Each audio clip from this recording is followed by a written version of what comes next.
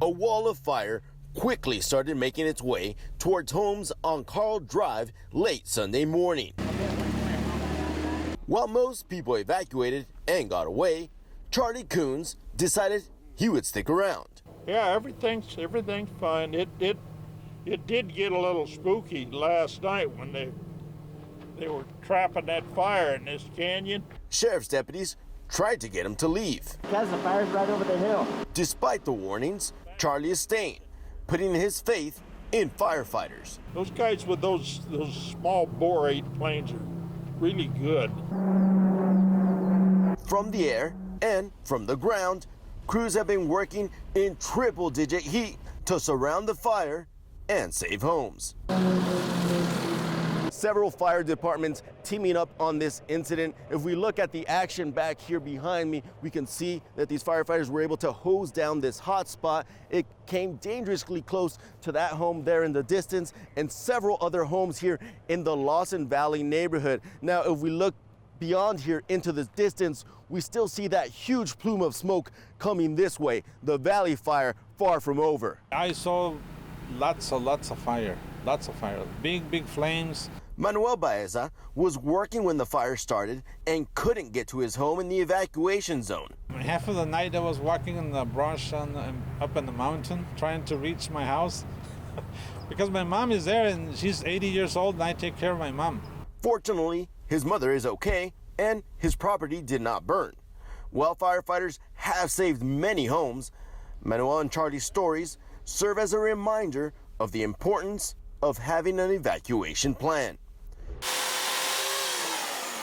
Nicholas and Kelsey Seymour are on the hunt, trying to sniff out the perfect tree this holiday season. Hoping to make it a merry, memorable first Christmas for their daughter, Arlie. This is the earliest we've shot for a tree. Definitely the earliest this year. Kind of a little bit more excited since it's her first Christmas, I think, and kind of gives us a little something to do on the evenings. The Seymours, part of a trend of early shoppers. Everybody's been out early. I mean, it's not even December 1st yet, and it's been crazy. It's been really, really busy.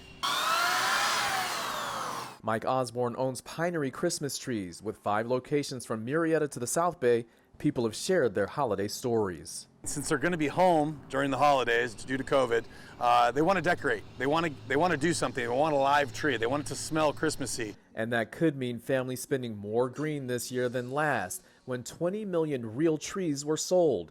This year, 21% of people who had an artificial tree or no tree at all plan on buying a real tree, according to a survey from the Christmas Tree Promotion Board. COVID sucks, but Christmas time is Christmas time, so the cheer has definitely got to stay up and alive. With a little help from baby Arlie, the Seymours found their perfect tree. Yay! Like so many other families polled their holiday wish, making the best Christmas experience for their child during the pandemic. Omari Fleming, NBC7. The area in front of the San Diego Museum of Art is a good place to practice skating. There won't be many art lovers here anytime soon, now that the museum is closed. Any arts and culture organisation having to reopen and then close is very difficult on budgets. It's very difficult just on operations. The park's museums have opened and closed several times during the pandemic, but some of the park's outdoor attractions, like the Japanese Friendship Garden, will stay open.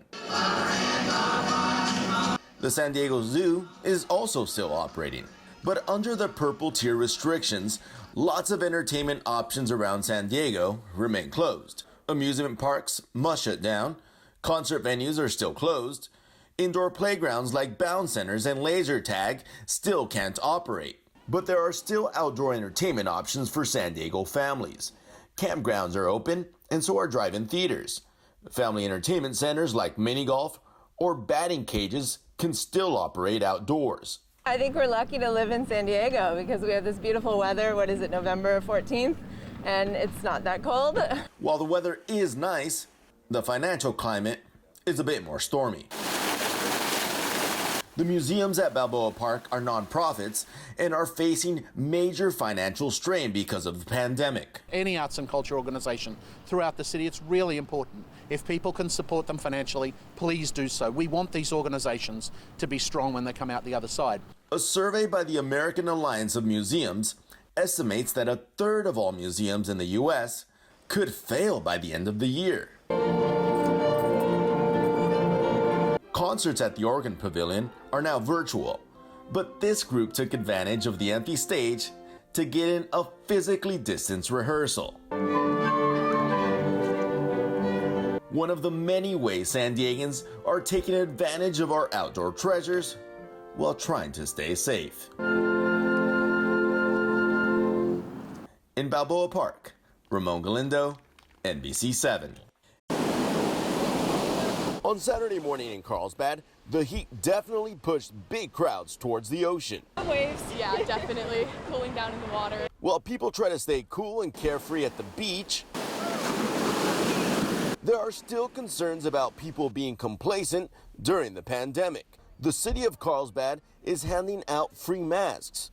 Instead of strict enforcement, they are taking a friendly and educational approach, which appears to be working. Most people have their masks. Most people wanted to demonstrate that they had their masks. They'd show it or they'd give us a thumbs up.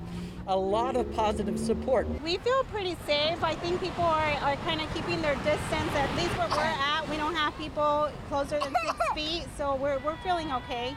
Obviously, we have our masks to go to the restroom or whatnot, but we feel good. Coming out to the beach in Carlsbad has been a great way to cool off during this heat wave, but for a lot of these parents, it's also a great way to de-stress at a time when their kids are going back to school online. It's really special, especially with my 5-year-old. She had to be taken out of school. She's doing everything online right now with everything, so she's stressed out. I can see it. So just being able to bring them out here, it's a blessing. While parents worry about their kids' safety, health officials remain concerned the holiday will bring a rise in cases. California saw a big jump after the 4th of July. With that in mind, city leaders are hoping visitors play their part. I think people do a good job of wearing their mask and not having to be told to. Despite the big crowds, beachgoers are being educated and doing their best to enjoy the holiday as safely as they can. In Carlsbad. It's all our property, now it's coming. It's just no fire trucks, nothing, out of control. Cell phone video from September 5th shows the huge flames coming over a ridge and onto the property owned by Blake Campos. In the initial hours of the Valley Fire, Blake tried to soak his hillside using a fire hose. The flames were just too big to try and fight, so we just decided it would be better to leave with all of us for everyone to get out safely. Eventually, the flames reached Blake's house and burnt it to the ground.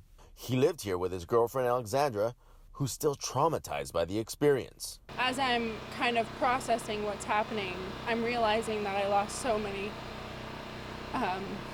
valuables. So yeah, this is my safe place to come home to.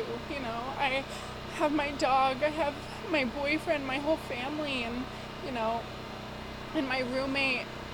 We were all a little family. For Blake and his family, seeing all this destruction is really difficult. This is where the front door to his home used to be. We can see here a burnt out microwave. This area used to be the kitchen. We would walk into this living room area, and back here were the bedrooms. Blake says they had just bought a new bed. Now, there's nothing left here except those fond memories. It's been like a roller coaster. The fire is also affecting Blake's livelihood. His family bought this property to start a hemp farm. We got our hemp license in October of last year, and since then we've just been constantly building every single day to try and, make it work. On top of all the other loss, the family is now coming to terms with the fact that insurance will likely not cover the cost of rebuilding. Because of their location in Jamul, providers will not sell them full fire coverage. I just hope that tomorrow brings a happy day and that I don't have to walk out and see a constant reminder of what was my safe place. No one in Blake's family was hurt, and all the animals on the property made it, including their pig Bruce.